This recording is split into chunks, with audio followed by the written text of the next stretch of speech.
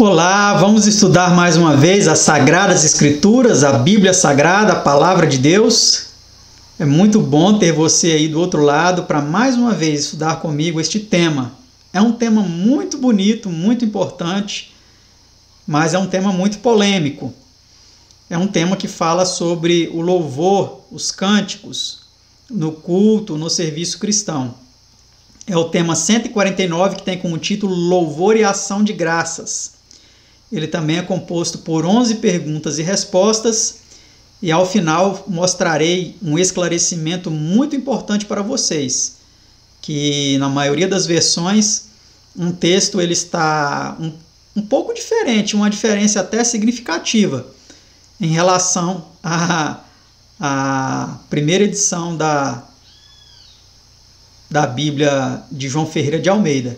Então, fique comigo até o final e você vai saber que diferença é essa.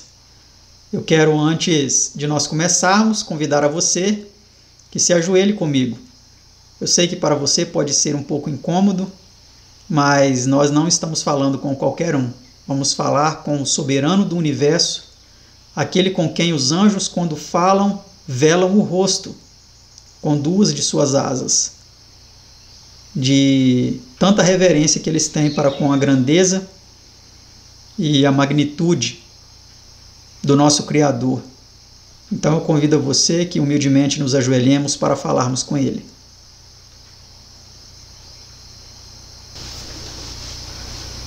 Pai Santo, Deus amado, nós somos agradecidos porque podemos Te louvar, podemos elevar a Ti as nossas preces, podemos estudar a Tua Palavra, que milagrosamente o Senhor fez com que chegasse até nós, um livro tão antigo, mas tão atual, Pai. Te agradecemos e Te suplicamos a unção de Seu Espírito. Nós nos prostramos diante de Ti para adorá-lo em espírito e em verdade, e adorar ao Seu amado Filho unigênito, que também é digno de toda honra, louvor e adoração. E nós suplicamos que nos ajude a compreender esse tema, Senhor, dos louvores, das ações de graça. Abra o nosso entendimento, Senhor. Nós te suplicamos em nome de Seu amado Filho Jesus. Amém. Você gosta de cantar louvores a Deus ou não é o seu dom? Você tem a voz de taquara rachada como a minha? Ou você é afinado, você tem uma voz que alcança notas graves e agudas? Se você é como eu, quero te dar um consolo. Se nós perseverarmos, no céu vamos aprender a cantar. E nós vamos aprender a tocar também. Cada um lá vai ter a sua harpa e vai tocar a sua harpa. Mas, feita essa introdução, um pouco descontraída, eu quero estudar a Palavra de Deus agora com você, com esse assunto bem importante para aqueles que querem adorar verdadeiramente a Deus. Vamos para a pergunta de número 1. Quando disse o salmista, louvaria ele ao Senhor? Vamos ver quando o salmista disse que louvaria ao Senhor. Louvarei ao Senhor em todo o tempo, o seu louvor estará continuamente na minha boca. Cada dia te bendirei e louvarei o teu nome pelos séculos dos séculos e para sempre. Salmo 34, verso 1 e 145, verso 2. Então, ele gostava de louvar ao Senhor, continuamente, todos os dias. Mas ele também pensou na eternidade, porque ele disse que louvaria pelos séculos dos séculos e para sempre. Que esse também venha a ser o nosso desejo, E que nós tenhamos esse propósito de louvar eternamente ao nosso Criador, ao nosso Salvador. Pergunta 2. Que fazem os que dão louvor? Vamos ver o que eles fazem. Aquele que oferece sacrifício de louvor me glorificará. Salmo 50, 23. Então você quer glorificar a Deus, ofereça a Ele sacrifícios de louvor. E talvez para você vai ser difícil cantar os louvores aceitáveis a Deus. Talvez vai ser um sacrifício, porque o que você gosta de cantar não é uma música que agrada a Deus, não é um ritmo que agrada a Deus. E você precisará oferecer a Ele sacrifícios de louvor, oferecendo o louvor aceitável a Ele. E não o louvor que a sua carne gosta, que os seus sentidos, os seus sentimentos apreciam. Pense nisso. Vamos para o próximo slide, a próxima pergunta, pergunta 3. Onde diz Davi louvará ele a Deus? Louvarei o Senhor de todo o coração, na assembleia dos justos e na congregação. Salmo 22, 25. Então, olha que interessante, né? O louvor na assembleia, na congregação, no ajuntamento de justos, daqueles que buscam servir a Deus com todo o coração, em espírito e em verdade. É muito bom cantar em conjunto, não é? Próxima pergunta, pergunta 4. Que exorta ele a fazerem todos? Vamos ver o que ele nos exorta. Engrandecer ao Senhor comigo e juntos exaltemos o seu nome. Salmo 34, verso 3. Vamos exaltar o nome de Deus através de cânticos, através de louvores sacros, músicas sagradas, e não músicas comuns, não estilos musicais criados para louvar a Satanás, criados para um louvor mundano, secular, como rock, blues, jazz, sertanejo, pop. Esses ritmos não foram criados para louvar a Deus. A música sacra é a música que agrada a Deus. Vamos para a próxima pergunta, pergunta 5. Que experiência pessoal diz ele que havia de declarar aos ouvidos de todos os que temiam a Deus? Vamos ver que experiência pessoal é essa. Vinde e ouvi todos os que temeis a Deus, e eu contarei o que ele tem feito à minha alma. Salmo 66, 16. Olha que maravilha, né? Então, ele contava através de cânticos, ele compunha cânticos para contar as coisas que Deus tinha feito à sua alma. É muito bom quando hoje nós fazemos o mesmo, né? Quando nós compomos canções declarando o que ele fez por nós. É algo realmente muito maravilhoso. Pergunta 6. Que efeito tem sobre os mansos esses testemunhos? Vamos ver que efeitos tem. A minha alma se gloriará no Senhor, os mansos o ouvirão e se alegrarão. Salmo 34, verso 2. Então, tem um efeito de nos alegrar, né? Os mansos ouvirão e se alegrarão. Nós ficamos alegres, né? Quando nós pronunciamos esses testemunhos cantados. Próxima pergunta, pergunta 7. Em que condição caíram antigamente os que deixaram de dar glória a Deus? Vamos ver em que condição eles caíram. Porquanto, tendo conhecido a Deus, não o glorificaram como Deus, nem lhe deram graças. Antes, em seus discursos, se desvaneceram, e o seu coração insensato se obscureceu. Romanos 1, 21. Então, vejam só, né? Eles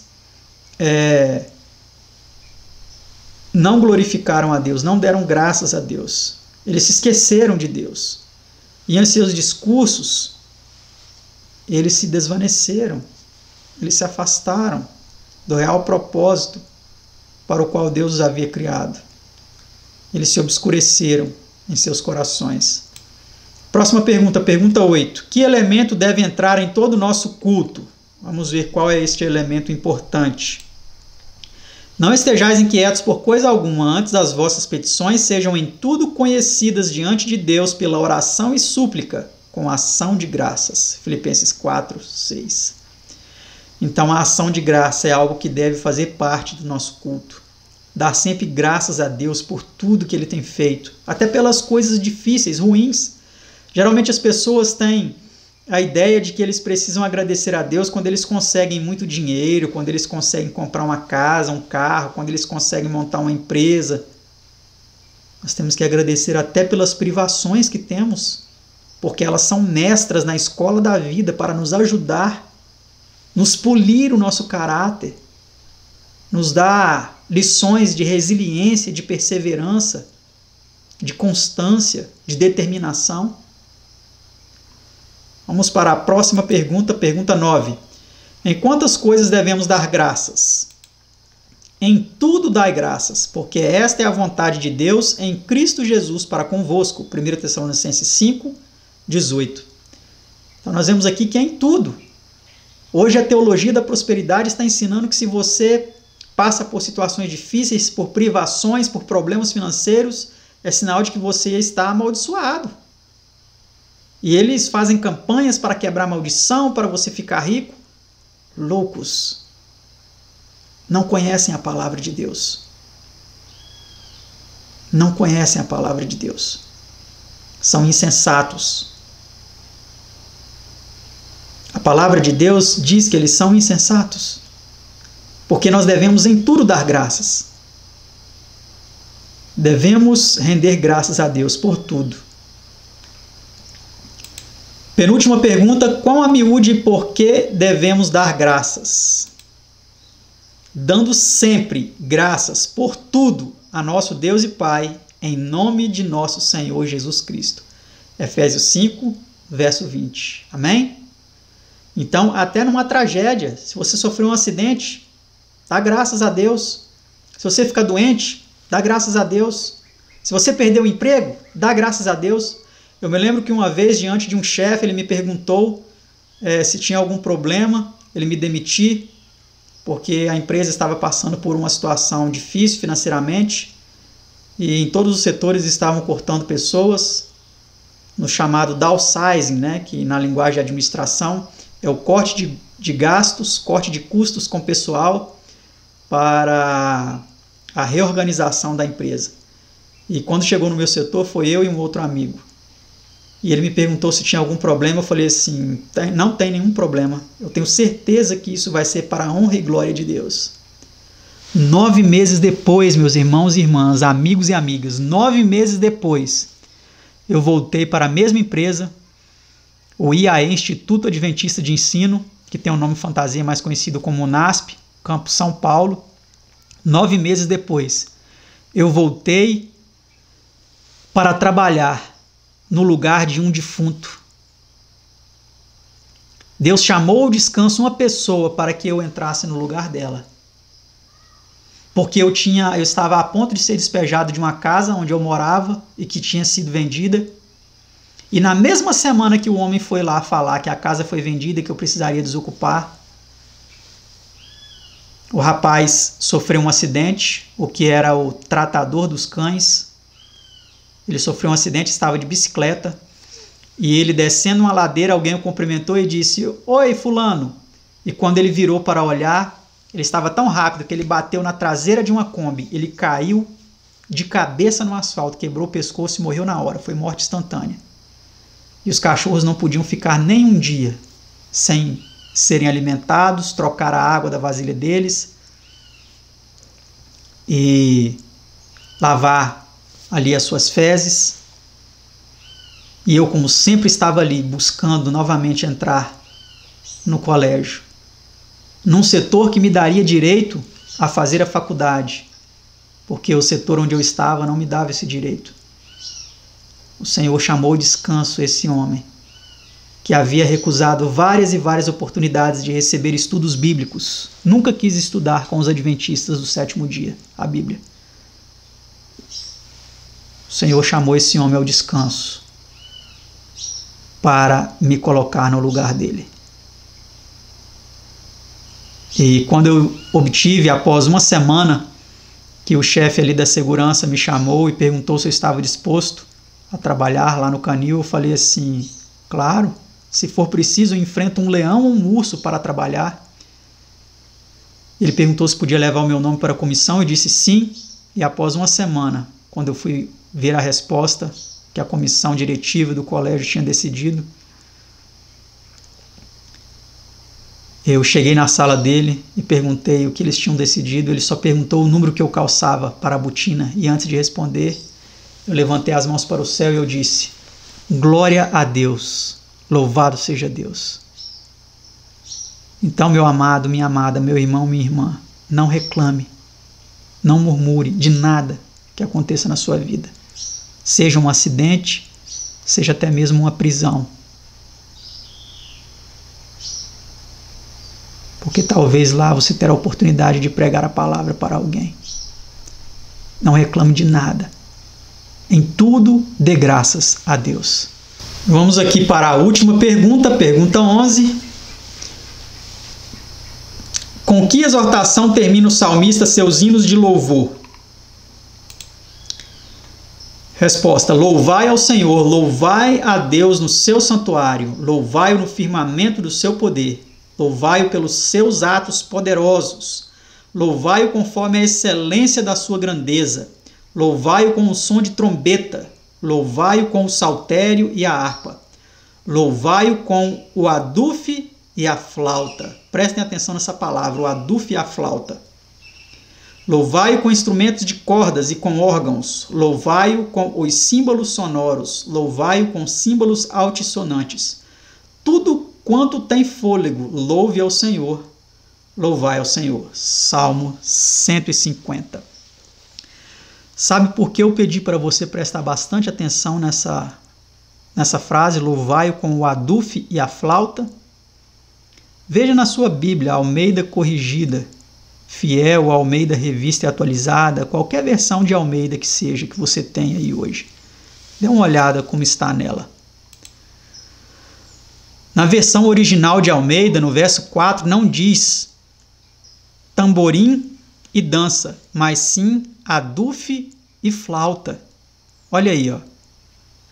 Eu tenho aqui a Bíblia, a versão de Almeida, que foi publicada pela primeira vez nos Estados Unidos em português. E aí no verso 4 fala claramente, ó, louvai-o com adufe e flauta. O louvai com instrumentos de cordas e com órgãos. Agora veja na versão moderna de Almeida. Louvai-o com o tamborim e a dança. Louvai-o com instrumentos de cordas e com órgãos. E não foi isso que Almeida de fato escreveu. Então muitas pessoas hoje acreditam que podemos louvar a Deus com dança, que Ele aceita. Não, meus amados. Davi dançou, mas não foi no serviço sagrado. Miriam dançou e tocou tamborim, mas não foi no serviço sagrado, no culto. Foi em uma peregrinação ali após passarem pelo Mar Vermelho. No culto sagrado a Deus, não existe lugar para a dança. Não existe lugar para a dança.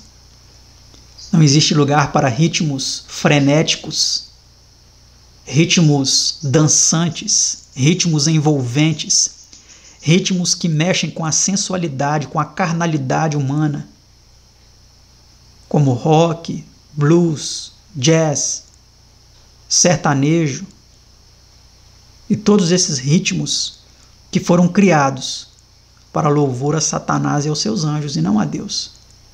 O ritmo aceitável a Deus é a música sacra. Procure estudar mais a fundo sobre isso. Tem vários vídeos aí na internet que falam sobre esse assunto. Vou colocar aqui como sugestão alguns deles para vocês assistirem ao final desse vídeo. E espero que vocês tenham entendido o estudo de hoje, que tenha sido uma bênção em vossa vida. Eu agradeço por assistirem e acompanharem mais esse estudo. E até o próximo estudo, se assim Deus nos permitir.